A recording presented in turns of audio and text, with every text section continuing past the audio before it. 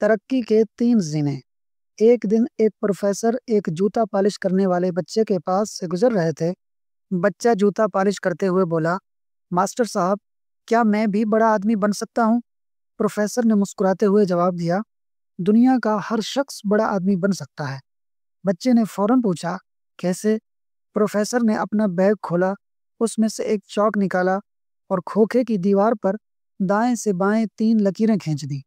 پہلی لکیر پر لکھا محنت، محنت اور محنت۔ دوسری لکیر پر لکھا ایمانداری، ایمانداری اور ایمانداری۔ تیسری لکیر پر صرف ایک لفظ لکھا ہنر یعنی اسکل۔ بچہ خاموشی سے یہ سب دیکھتا رہا۔ پروفیسر نے لکھنے کے بعد بچے کی طرف دیکھا اور کہا، بیٹا، ترقی کے 3 زینے ہوتے ہیں۔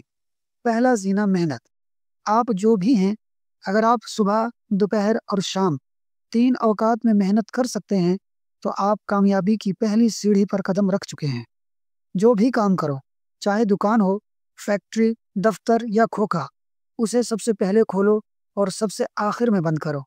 بس یہی ایک اصول اپنا لو، تم 30% کامیاب ہو جاؤ گے۔ پروفیسر نے مزید وضاحت کی، ہمارے ارد گرد 90% لوگ سست ہیں۔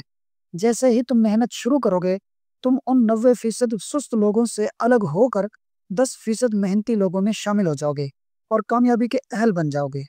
دوسرا زینہ ایمانداری۔ ایمانداری صرف ایک خوبی نہیں بلکہ 4 عادتوں کا مجموعہ ہے۔ نمبر 1، وعدے کی پابندی۔ نمبر 2، جھوٹ سے نفرت۔ نمبر 3، زبان پر قائم رہنا۔ نمبر 4، اپنی غلطی کا اعتراف کرنا۔ پروفیسر نے سمجھایا، اگر تم محنت کے بعد ایمانداری کو اپنا لو، جو وعدہ کرو اسے پورا کرو، جھوٹ کسی قیمت پر نہ بولو، زبان سے جو کہو اس پر قائم رہو اور اپنی غلطی کو دل سے تسلیم کرو، تو تم 50% کامیابی حاصل کر لو گے۔ تیسرا زینہ ہنر۔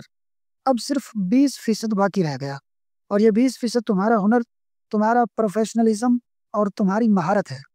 اگر تمہارے پاس ہنر کی کمی بھی ہو، تب بھی تم صرف محنت اور ایمانداری سے 80% کامیابی حاصل کر سکتے ہو۔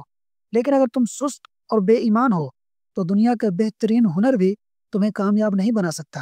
پروفیسر نے مزید کہا، میں نے کئی ہنر مندوں کو بھوکے مرتے دیکھا کیونکہ وہ بے ایمان اور سست تھے، اور میں نے کئی بے ہنروں کو ذاتی جہاز اڑاتے دیکھا کیونکہ وہ محنتی اور ایماندار تھے۔ اگر تم ان 3 لکیروں پر چلنا شروع کر دو تو آسمان کی بلندیوں کو چھو سکتے ہو۔ یہ سن کر بچے کی آنکھوں میں ایک نیا عزم نظر آیا، جیسے وہ آج سے ہی اپنی زندگی بدلنے کا فیصلہ کر چکا ہو۔